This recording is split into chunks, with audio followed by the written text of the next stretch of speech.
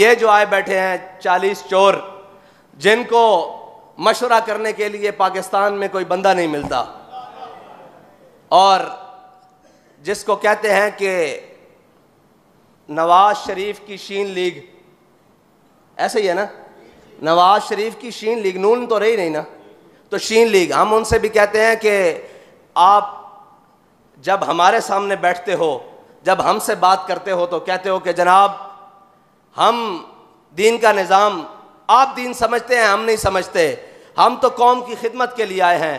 तो आपको क्या नज़र नहीं आ रहा कि चोलिस्तान में लोग प्यास से मर रहे हैं और आप कौमी ख़जाने में से करोड़ों अरबों रुपए खर्च कर कर और मुल्की जहाज़ लेकर काबीना भर कर बाहर लेकर जा रहे हो। अगर आपके पास ज़्यादा पैसे आ गए हैं तो यार उन गरीबों को पानी फराहम करो।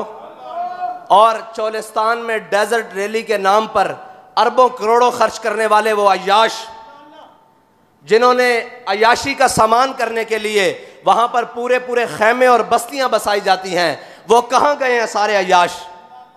कौम को नजर आते जी बाद में वो चंद लोग हैं, वो भी दीनी लोग हैं जो उनको पानी फराहम करने के लिए वहां पहुंच चुके हैं। अभी तक और तो कोई नहीं पहुंचा। वो सारे दीन का दर्द रखने वाले हैं, कौम का दर्द रखने वाले, वो सारे लोग उनको पानी फराहम करने के लिए पहुंचे हैं। वो कहां गए अय्याश बदमाश जो वहां पे करोड़ों अरबों पे में सिर्फ डेजर्ट रैलियां गाड़ियां भगाने जाते हैं? उनका पैसा क्या अय्याशी के लिए है?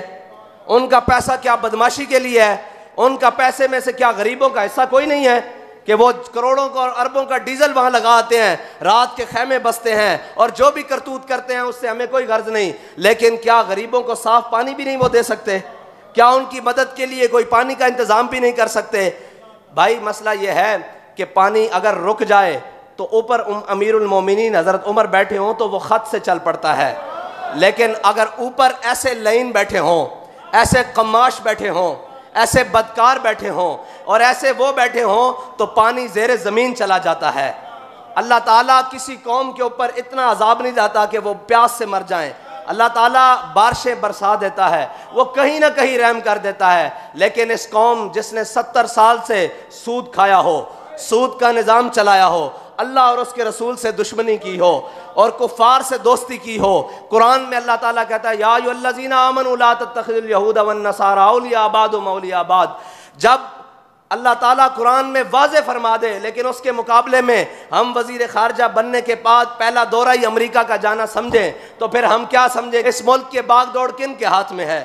इस मुल्क का मुस्तकबिल किसके हाथ में है? इस मुल्क के साथ खिलवाड़ करने वाले कौन हैं? वो सारे यही तो हैं जो आप और मेरे सामने फिर रहे हैं। कभी इनका किबला अमेरिका होता है, कभी इनका किबला चाइना होता है, कभी इनका किबला रशिया होता है। इन्होंने बैतुल्लाह को कभी किबला माना ही नहीं, इनके दिलों में कभी ईमान उतरा ही नहीं, इन्होंने कभी रब को रब माना ही नहीं, रसूल को रसूल माना ही नहीं। वरना सूद जैसी लानत जिसने आज मुल्की मईशत को, अच्छा जी सारी बातें करते हैं, वो कहते हैं जी मौलवियों ने कख नहीं छोड़ा। आप मुझे बताओ कि मौलवियों ने 200 रुपये का डॉलर किया है? मुल्की मईशत के रिजर्व्स मौलवियों ने खाए हैं, मौलवियों ने सरे माल बनाए हैं, दीनी लोगों ने सरे माल बनाए हैं। इस मुल्क की मईशत के अंदर जितना बेहतरीन किरदार दीनी जमातें और दीनी लोग अदा कर चुके हैं उतना कोई कर ही नहीं सकता, जिन्होंने बगैर किसी फंडिंग के लोगों के बच्चों को तालीम दी है और मुफ्त तालीम दी है और खाना भी दिया है इसी कौम के पैसों से इकट्ठे करके। ना कभी किसी से बाहर मांगने गए हैं, ना कभी किसी के आगे दामन फैलाया है, ना भी कभी किसी को पुकारा है कि आओ हम मर गए, हमसे मदरसे नहीं चलते, हमसे तालीम नहीं दी जाती। आज भी जिसकी सबसे कम तनख्वाह है वो इमाम मस्जिद है। आप पूरे पाकिस्तान में सर्वे कर लें, आज भी जिसकी सबसे कम तनख्वाह है वो मुअज्जिन है मस्जिद का। आज भी जिसकी सबसे कम तनख्वाह है वो, अगर आप उसका सरकारी किसी मुलाजिम से मुवाजना करें तो एक खतीब कम अज़ कम 20वें ग्रेड का अफसर बनता है। मस्जिद का खतीब 20वें ग्रेड का अफसर बनता है। आप पता करके आएँ कि वो सरकारी आदमी कितनी मराहत और कितनी तनख्वाहें ले रहा है। और एक खतीब जुम्मा भी पढ़ाता है, जनाजे भी पढ़ाता है, निकाह भी पढ़ाता है और तमाम मसाइल भी लोगों के हल करता है और सारी चीज़ें हल करता है। क्या हमने पाकिस्तान को बिगाड़ा है? आज कहाँ गए वो जो कहते थे जनाब मईशत के लिए मईशत मईशत? आपने पाकिस्तान को उस मकाम पर लाकर खड़ा कर दिया है कि अब इसके अंदर अगर कोई बेहतरी ला सकता है तो वो अल्लाह और उसके रसूल का निज़ाम ला सकता है, और वो सूद से निजात के बाद आ सकती है। वो गुनाह उलमा बैठे हैं, सारी पूरी दुनिया से पूछो, हर गुनाह की अल्लाह ताला ने सज़ा रखी है, लेकिन जितनी बड़ी सूद की सज़ा है उतनी बड़ी किसी की नहीं है। अल्लाह ताला ने सारे गुनाहों के बारे में तफसील दी, लेकिन फरमाया सूद खाने वाला भी, देने वाला भी, लिखने वाला भी, मुआवनत करने वाला भी, इसमें किसी हालत से कोई शरीक हो गया वो भी मरदूद है। ओ पूरा निज़ाम चला के, ओ पूरे मुल्क के अंदर मामलात लिया के अज असी की खटिया 70 साल तो अल्लाह और उसके रसूल ना जंग। वो कहते हैं जी आप मईशत के लिए क्या करेंगे सबसे पहले आके।